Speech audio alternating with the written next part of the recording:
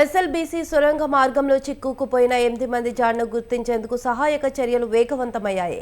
ఇందుకోసం కేరళ నుంచి ఆర్మీ హెలికాప్టర్లో 2 క్యాడవర్ జాగితాలను తీసుకువచ్చారు. కేరళ ప్రత్యేక పోలీసు బృందం జిల్లా కలెక్టర్ సంతోష్ విపత్తు నిర్వహణ అధికారులతో సమావేశమయ్యారు. 8 మంది చిక్కుకున్న ప్రాంతాలపై ప్రాథమిక అంచనాలు వేస్తున్నారు.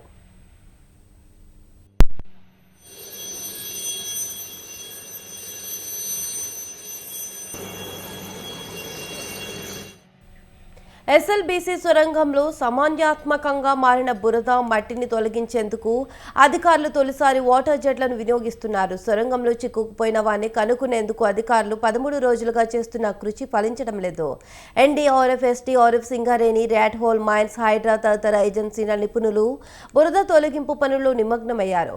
ఫలితం లేకపోవడంతో తొలిసారిగా వాటర్ జెట్లను వినియోగిస్తున్నారు.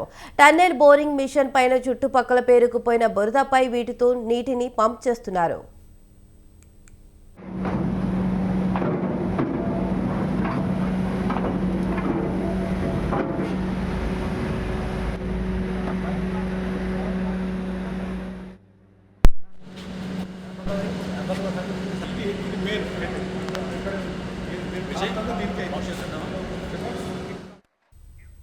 మరోవైపు సొరంగంలో ప్రమాదకరంగా ఉన్న షీర్ జోన్ ప్రాంతంలో రోబోల సేవలను వినియోగించే అవకాశాన్ని పరిశీలించేందుకు హైదరాబాద్కు చెందిన ఎన్వి రోబోటిక్స్ ప్రతినిధుల బృందం టన్నెల్కు సందర్శించింది.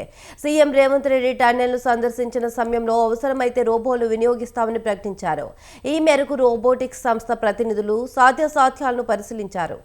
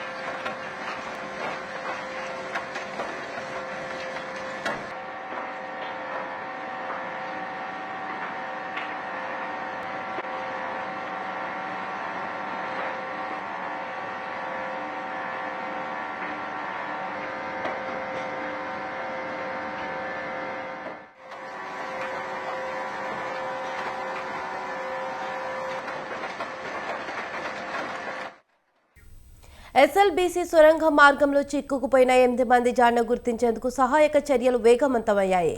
ఇందుకోసం కేరళ నుంచి ఆర్మీ హెలికాప్టర్లలో 2 క్యాడవర్ జాగిలాలను తీసుకువచ్చారు. కేరళ ప్రత్యేక పోలీసు బృందం జిల్లా కలెక్టర్ సంతోష్ విపత్తు నిర్వహణ అధికారులతో సమావేశమయ్యారు. 8 మంది చిక్కుకున్న ప్రాంతాలపై ప్రాథమిక అంచనాలు వేస్తున్నారు. ఇదే అంశంపై మరింత సమాచారం మనకి ప్రదీప్ అందిస్తారు. చెప్పండి ప్రదీప్. ఎస్ఎల్బీసీ శ్రీశైలం ఎడమగట్టు ఎస్ఎల్బీసీ సొరంగంలో జరిగిన ప్రమాదంపై గత 13 రోజులుగా రెస్క్యూ బృందాలు అయితే ఆపరేషన్ నిర్వహిస్తున్నాయి. అయితే గల్లంతైన 8 మంది ఆచూకీ ఇంతవరకు కనుక్కోకపోయినా కానీ రెస్క్యూ ఆపరేషన్ అయితే కొనసాగిస్తున్నారు. అయితే ఏదైతే టీపీఎం ఏదైతే మిషన్ పరికరాలను బయటికి తెచ్చేందుకు కట్టర్ల సాయంతో కట్ చేసుకుంటూ బయటికి తెస్తున్నప్పటికీ ఉబికి వస్తున్న వాటర్ ను తర్వాత పేరుకోపోయిన మట్టిని తీసేందుకు ఏదైతే కన్వేర్ బెల్ట్ ను పునరుద్ధరిస్తే తప్ప ఆ మట్టిని బయటికి తెచ్చే అవకాశాలు కనిపించడం లేదు. మరోవైపు రెస్క్యూ ఆపరేషన్ పూర్తిగా ఏదైతే సింగరేణి తర్వాత ఎన్డీఆర్ఎఫ్, ఎస్డీఆర్ఎఫ్ ఏదైతే 12 ఏదైతే రెస్క్యూ బృందాలతో అయితే సహాయక చర్యలు కొనసాగిస్తున్నారో అయితే ఈ రోజు 14వ రోజు రెస్క్యూ బృందం ఈ రోజు ఉదయమే కేరళకు సంబంధించిన ఈ ఆపరేషన్ లో ఏదైతే ప్రత్యేక హెలికాప్టర్ల ద్వారా క్యాడవర్ డాగ్స్ అయితే తెచ్చారు. ఈ రోజు ఉదయం క్యాడవర్ డాగ్స్ తో సహా ఏదైతే రెస్క్యూ బృందాలు లోపలికి వెళ్లి రెస్క్యూ ఆపరేషన్ అయితే కొనసాగిస్తున్నారు. ఏదైతే గల్లంతైన 8 మంది ఆచూకీ కనుగొనడంలో ఈ జాగిలాలకు ప్రత్యేక శిక్షణ ఉంటుంది. అయితే ఈ జాగిలాల ద్వారా ఇక్కడైతే 8 మంది గల్లంతైనో వాటిని గుర్తించేందుకైతే రెస్క్యూ బృందాలు ప్రయత్నాలు కొనసాగిస్తున్నాయి. మరోవైపు ఏదైతే స్పెషల్ ఏదైతే disaster management special chief secretary Arvind Kumar తర్వాత ఎస్డిఆర్ఎఫ్ చీఫ్లతో కలిసి ఈ సహాయక బృందాన్ని అయితే పర్యవేక్షిస్తున్నారు. మరోవైపు ఎప్పటికప్పుడు ఏదైతే రెస్క్యూ ఆపరేషన్ అయితే కొంత వేగవంతం చేస్తూ ముందుకు వెళ్తున్నటువంటి పరిస్థితి ఉంది.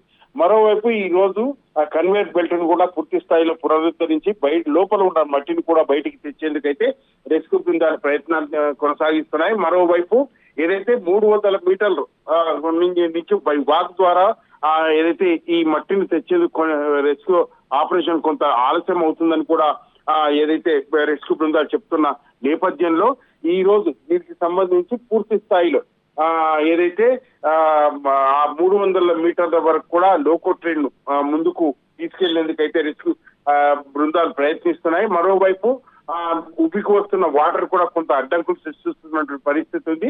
అయితే ఏది ఏమైనా ఈ కేరళ నుంచి తెప్పించిన ఏదైతే క్యాడవర్ డాగ్ ద్వారా ఈ గల్లంతైన 8 మంది ఆచూకీ కనుగొనేందుకైతే రెస్క్యూ బృందాలు పూర్తి స్థాయిలో ప్రయత్నాలు కొనసాగిస్తున్నాయి. అయితే ఈ 2-3 రోజుల్లో దీనికి సంబంధించి పాజిటివ్ ఏదైతే థింకింగ్ వస్తుందంటూ పాజిటివ్ ఏదైతే రిజల్ట్ కూడా వస్తుందంటూ కూడా రెస్క్యూ ఏదైతే అధికారులు చెప్తున్నారు.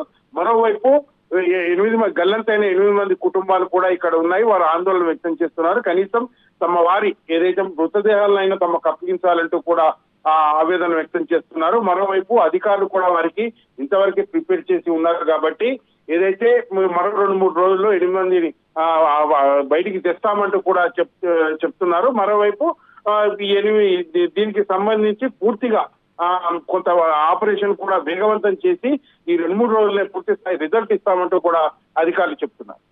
Right, thank you Pradeep.